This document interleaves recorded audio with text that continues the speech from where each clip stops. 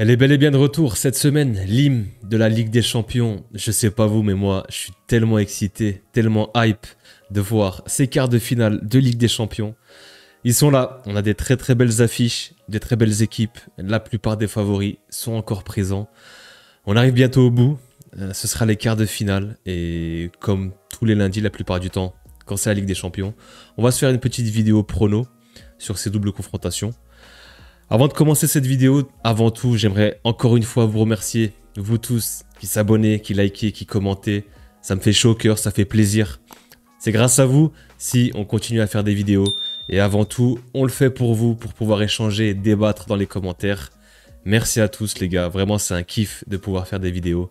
N'hésitez pas, si vous aimez le concept et les vidéos, à vous abonner, à liker, à partager. Et venez en commentaire, on peut débattre, je réponds à tout le monde. Donc, on est parti pour la vidéo prono. N'hésitez pas à venir dans les commentaires et mettez vos pronos. Comme ça, on pourra voir un petit peu les tendances.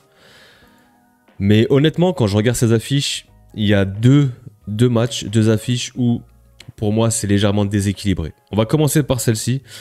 Je pense au PSG contre Aston Villa et forcément le Barça contre le BVB. En tout cas, sur le papier, pour moi, c'est quand même deux affiches qui sont déséquilibrées. Il y a un favori qui se dégage à chaque fois. Le PSG, honnêtement, ce qu'ils ont montré tout au long de la compétition et cette année en Ligue 1, c'est du très haut niveau. Et pour moi, c'est même un prétendant au titre. Et le Barça, bah voilà, moi qui suis le Barça de très près via le Real, qui fait des débriefs, qui les regarde souvent, c'est très impressionnant. Cette saison, c'est très impressionnant. Et on va commencer par cette équipe du Barça qui va se déplacer, enfin, qui va pas se déplacer, mais qui va recevoir pour le match aller avec quelques blessés quand même dans l'équipe. Dani Olmo, Bernal, Casado, c'est les ligaments. Et Ter Stegen, je ne sais pas s'il va faire son retour bientôt. Et de l'autre côté, Dortmund qui a quand même pas mal de blessés. Sabitzer, Schlotterbeck qui est un titulaire derrière en défense centrale. Ben Sebaini aussi, le latéral gauche. Pascal Gross est suspendu. Honnêtement, au niveau des derniers face-à-face, en 2019, donc un match nul en phase de groupe au match aller. Au match retour, une victoire du Barça à domicile. Cette saison, en phase de ligue, saison régulière, il y avait eu un match spectaculaire, 3-2. Très beau match, je m'en souviens, le Barça avait marqué en toute fin de match. Et il y aura ce match retour aussi au Signal Iduna Park. Honnêtement, voilà, sur le papier, c'est très déséquilibré. Moi, je vois le Barça au-dessus dans tous les aspects, dans tous les domaines. Le Barça, franchement, cette saison, collectivement, et même en termes d'individualité, c'est ce qui se fait de mieux. Pour moi, ils font partie du top 1, top 2 favoris de cette Ligue des Champions. Naturellement, je les vois favoris, je les vois passer sur cette double confrontation. Après Dortmund, il faut se méfier de cette équipe qui, à chaque fois, elle est là, elle est présente. La saison dernière, ils font une finale de Ligue des Champions contre nous, contre le Real. Ils arrivent à éliminer le PSG en demi. Là, ils sont encore là en quart de finale. On ne sait pas comment. À chaque fois, leur trajectoire, leur parcours se met d'embûches, mais ils sont toujours là. C'est une équipe à pas sous-estimer. Le Barça devra faire un grand match quand même. Même si sur le papier, encore une fois, ils sont favoris. Moi, je me méfierais de cette équipe de Dortmund, qui à tout moment, elle aussi, a quelques individualités. Guirassy le buteur. Malen, il me semble que lui n'est pas... Je dis n'importe quoi. Malen a été transféré à Aston Villa, bien sûr. Adeyemi, Julian Brandt. Voilà, ils ont quand même quelques petits joueurs assez dangereux qui peuvent à tout moment simplement scorer et faire la différence. Honnêtement, les gars, moi, je vais faire simple. On va parler en pourcentage. Pour moi, je vois du 65-35. Pour moi, c'est du 65-35 sur cette double confrontation. Je vois quand même le Barça le faire.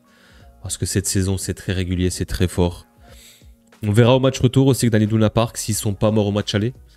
Mais ouais, forcément, l'avantage Barça qui ira tranquillement normalement en demi-finale.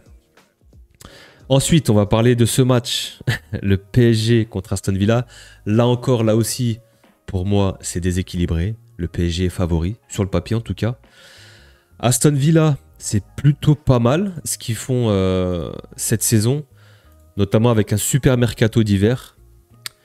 Ils ont quelques blessés, donc Leon Bailey et Ross Barkley, qui est toujours là, hein, qui joue avec Aston Villa, je l'avais oublié. Il était passé par Nice, il me semble. Marquinhos est suspendu pour ce match aller. Accumulation de cartons jaunes, je pense. Et Kang In Lee blessé. Donc la plupart des joueurs seront présents, seront aptes à jouer. Il n'y a pas eu de face-à-face, donc ce sera sûrement une première. Honnêtement, encore une fois, là c'est pareil, le PSG a toutes les armes pour passer cette équipe anglaise. Le PSG cette saison, les gars, ils sont... En fait, c'est un exemple de progression. Ils ont commencé la saison en Ligue 1, comme d'habitude, en dominant tout le monde. En Ligue des Champions, ils avaient des difficultés, pas dans le jeu, mais plutôt dans la finition. Parce que dans le jeu, c'était toujours très bien, très propre. Ils dominaient, ils avaient la possession dans la plupart de leurs rencontres. Ce qui leur manquait, c'était forcément cette efficacité devant le but, cette capacité à finir, à pouvoir marquer. Et ouais, depuis ce match contre Manchester City, il y a eu comme un déclic.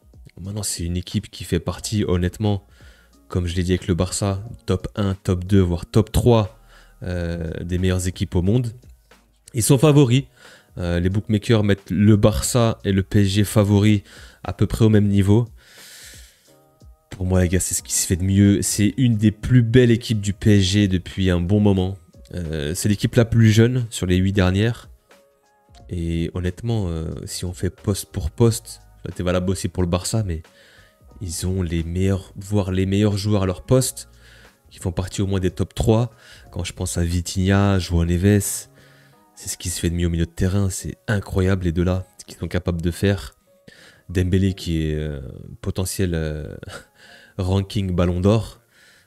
Derrière Pacho qui fait une saison monstrueuse. Les latéraux, c'est ce qui se fait de mieux. Hein. Hakimi, Nuno Mendes, ça fait partie du top 3 du gratin dans les latéraux.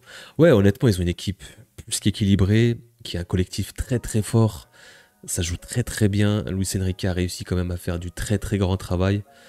Ils ont l'arrivée de Kvaratskhelia qui lui aussi est un joueur de très grande qualité, qui est capable de tout faire. C'est un joueur complet. Honnêtement, le PSG, je pense, va le faire sur la double confrontation. Aston Villa recevra au retour à Birmingham. Je pense quand même que le PSG va faire un très gros match au match aller, va s'imposer. On verra au match retour. Aston Villa, c'est pas mal, honnêtement, ce que fait Unai Emery qui retrouvera le PSG et Luis Enrique. Hein. Il y a eu un antécédent, on se souvient forcément en 2017 de cette remontada. C'est cruel pour les Parisiens, d'un point de vue scénario, mais d'un point de vue arbitrage aussi. Et il y aura des retrouvailles entre Unai Emery et Luis Enrique. Aston Villa qui tourne plutôt bien. Unai Emery qui fait du très très bon travail. Il y a eu ce mercato aussi, hein, avec Asensio, Rashford, ils sont renforcés sur le front de l'attaque. Ça peut venir un peu de partout. Ils ont pas mal de monde devant avec Watkins, avec Bailey du coup qui est blessé. Ils ont Morgan Rogers qui est vraiment exceptionnel cette saison aussi. Franchement, c'est une équipe qu'il faut pas prendre à la légère. Les équipes anglaises qui savent jouer avec de l'intensité, justement l'intensité de la PL. Faudra faire attention. Le match n'est pas fait. Le PSG devra être sérieux et prendre ce match par le bon bout, tout simplement. On va continuer. Donc, je vais quand même donner mon pourcentage, bien sûr. Et honnêtement, je vois quand même un 60-40 ici. Hop, je sais pas si on voit très bien. Peut-être que je devrais utiliser celui-là. Hop. On voit déjà un peu moins. 60-40 ici. Et ici, j'avais dit 65-35 pour le Barça. Le Bayern face à l'Inter. Match très très intéressant. Match vintage. C'était la finale en 2010, il me semble. Où l'Inter s'était imposé, avait remporté cette Ligue des Champions. Ici, c'est l'hécatombe de blessures, surtout pour le Bayern. Donc Pavlovic absent, Neuer blessé, Alphonso Davies, les croisés, Upamecano blessé, Ito, Jamal Musiala qui s'est blessé malheureusement ce week-end. Moi je suis pour qu'on ait les équipes au complet, avec les meilleurs joueurs, avec les stars sur le terrain. On est en Ligue des Champions, Et moi, je suis vraiment triste et déçu de ne pas voir Jamal Musiala dans un quart de finale de Ligue des Champions. Qui plus est contre l'Inter, superbe affiche, plutôt équilibrée.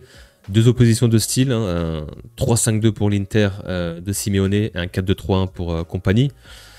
Voilà, pas mal de blessés hein, du côté du Bayern. Hein. Ça va être compliqué. Il y aura une charnière Kim d'ailleurs qui pour moi me rassure pas vraiment. Upamecano était très très important dans l'animation défensive du Bayern. Ça sera un Stanisic à gauche, ce sera forcément pas le même apport que Alphonso Davies. Un double pivot qui commence à se faire vieux, Goretzka, Kimmich. Je pense peut-être que ce sera Olysée en tant que numéro 10, un Sané et un Kane. Ça reste une équipe compétitive, mais ouais, ils sont quand même amoindris, justement par les blessures. Un Manuel Neuer qui sera absent, ce sera Urbig, que je connais pas, un jeune gardien. Ouais, forcément Musiala, Coman, Pavlovic qui était au milieu de terrain aussi, mononucléose. On verra comment ça se passe. Peut-être qu'au match retour, quand ils se déplaceront au Giuseppe Meazza, peut-être qu'ils auront récupéré des joueurs. Peut-être Pavlovic, je sais pas. Du côté de l'Inter, les gars, très très belle équipe, honnêtement. Ils ont quelques blessés, dont Denzel De Vries qui faisait le piston à droite. Très important dans l'animation de dispositif de Inzaghi.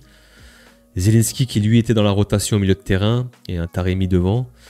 Mais l'équipe est très très belle. C'est une équipe pour moi les gars qui est vraiment sous-cotée l'Inter. Honnêtement, l'Inter pour moi fait partie des favoris. C'est une équipe qui est très très sous-cotée. Mais je les mets dans les favoris avec le PSG et le Barça. C'est une équipe qui se connaît depuis plusieurs années. Les joueurs se connaissent très très bien. C'est une équipe très très bien huilée. Une des meilleures équipes dans ce système en 3-5-2. Des joueurs d'expérience. Et c'est une très très belle équipe qui est capable de jouer avec plusieurs visages. C'est une équipe qui, sur le papier, est en 3-5-2, mais se métamorphose et se modifie au cours de la rencontre. Et ouais, t'as les pistons qui sont très très importants. Ce milieu à 3 extraordinaire. Barella, Çalhanoğlu, Mkhitaryan qui lui est toujours là. Bastoni qui se projette dans le demi-espace aussi. Un Pavard très solide. Et devant la doublette qui se connaît très très bien. Thuram, Lautaro Martinez. Ça peut venir de partout dans cette équipe. Ça peut venir des pistons, des milieux de terrain qui se projettent. Les attaquants qui sont très dangereux, tant en tant que pivot, mais aussi en profondeur. Notamment Marcus Thuram. Ouais, c'est une équipe, il faut vraiment se méfier d'elle. Très très bien structurée, très très bien organisée. Et pour moi, c'est un Inter qui pour moi est capable d'aller au bout cette saison. Pas oublier qu'il y a 2 ans, il me semble, en 2023, ils ont fait cette finale contre City. Méfiance de cet Inter, surtout avec tous les blessés du côté du Bayern. Pour moi, en termes de prono, je mettrais aussi quand même du 60-40. My bad. Du 60-40 pour l'Inter. Notamment vis-à-vis des blessés du Bayern, peut-être que ça aurait changé la donne. Mais pour moi, ils ont trop de blessés et l'Inter, j'en fais aussi un favori. Et on va terminer par Arsenal contre le Real. Si jamais j'ai fait une vidéo avec le frérot Randy hier, où on est revenu un peu plus en profondeur, je vous la mettrai juste ici en épinglé. N'hésitez pas à aller la checker si vous n'êtes pas allé la voir. Voilà, on rentre en profondeur, on fait l'avant-match, on parle tactique, etc. On donne notre prono à la fin aussi. C'est seulement pour le match aller, mais ici, dans la double confrontation, pour moi, les gars, c'est compliqué. C'est compliqué de départager ces deux-là. On va checker les blessés parce qu'il y en a aussi. Il y en a aussi dans ce match-là. Donc, du côté d'Arsenal, forcément, il y a Gabriel. Gros coup dur pour Arsenal. Calafiori aussi qui est absent. Tomiyasu, Gabriel Jesus, Kai Havertz. Sterling qui est suspendu. Donc, ouais, c'est quand même des joueurs qui sont potentiellement titulaires hein, ici. Du côté du Real, bah voilà, blessure de longue date de Carvajal, Militao, et Mendy qui s'est fait cette blessure aux ischio-jambiers. Tchouaméni est suspendu pour ce match aller. Ceballos, on ne sait pas trop. Il sera peut-être là dans la rotation, peut-être pas titulaire, mais il sera peut-être là au match retour. Et Lunin qui est blessé. Voici les compos probables. C'est ce que j'avais prédit dans la vidéo aussi avec Randy. Lui aussi, c'était cette compo-là. De belles équipes quand même. Il y a des très beaux noms, des très beaux joueurs. Belle confrontation. Honnêtement, c'est compliqué. C'est compliqué. Comme je l'ai dit, je ne vais pas rentrer dans les détails. Allez voir cette vidéo d'avant-match, les gars. N'hésitez pas à les commenter, donner votre prono. Et puis, N'oubliez pas de liker cette vidéo. J'ai pris beaucoup de plaisir à la faire avec le frérot. Mais si je dois donner un pourcentage et un avantage, je vais pas trop me mouiller. Ça va être du 50-50. Honnêtement, pour moi, c'est du 50-50. Dans le sens où, déjà, le Real, on sait absolument pas sous quel visage on va voir cette équipe. Parce que tu as plusieurs visages, même dans un match. Des fois, ça peut être catastrophique. Des fois, ça peut être pas mal grâce à tes individualités. Arsenal, c'est une équipe équilibrée qui joue bien. Il y a quand même pas mal de blessés. Mais c'est vrai qu'à l'Emirates, c'est une forteresse. Mais le Real, voilà, en Ligue des Champions, à tout moment, on peut allumer la lumière. On peut faire un peu de magie au Bernabeu. D'ailleurs, les gars, je serai au match retour au Bernabeu. Forcément que je vous ferai un vlog. Je vous emmènerai avec moi. J'espère vivre quelque chose de grand et une qualif, pourquoi pas. Ce sera mon premier match de Ligue des Champions au Bernabeu. Sinon, j'ai pu y aller quelques fois déjà. Donc ouais, honnêtement, je sais absolument pas ce qui va se passer. Pour moi, c'est du 50-50. Tout dépend du match aller. Il faut rester en vie à Londres et pourquoi pas faire le taf au match retour au Bernabeu. Mais ouais, honnêtement, je vais pas me mouiller. Ce sera du 50-50 pour moi. Ce sera tout pour cette vidéo prono, les gars. Dites-moi en commentaire ce que vous en pensez. Si vous êtes d'accord avec moi ou pas. Donnez-moi vos pronos aussi. On pourra échanger et débattre. En tout cas, ouais, ça promet. On est déjà en quart de finale. Et le Real, pour parler un peu plus du Real. La Liga, c'est compliqué. Même si le Barça s'est fait accrocher, on n'est pas mort en Liga. Il y aura cette finale de Copa contre l'ennemi juré, encore une fois, le Barça, qui ont un ascendant psychologique sur nous. Ça va être compliqué. On est encore là. On est encore vivant malgré notre jeu catastrophique. On verra en Ligue des Champions. Il faudra passer l'étape Arsenal et potentiellement, ça pourrait être le PSG en demi. Ça promet. En tout cas, ça promet. N'hésitez pas, les gars, à commenter, liker. Partagez-moi vos pronostics. De toute façon, on se revoit dès demain pour le débrief du match entre Arsenal et le Real. Soyez présents et sur ce, kiffez bien cette Ligue des Champions. Je vous souhaite à tous un bon match et à demain. Peace.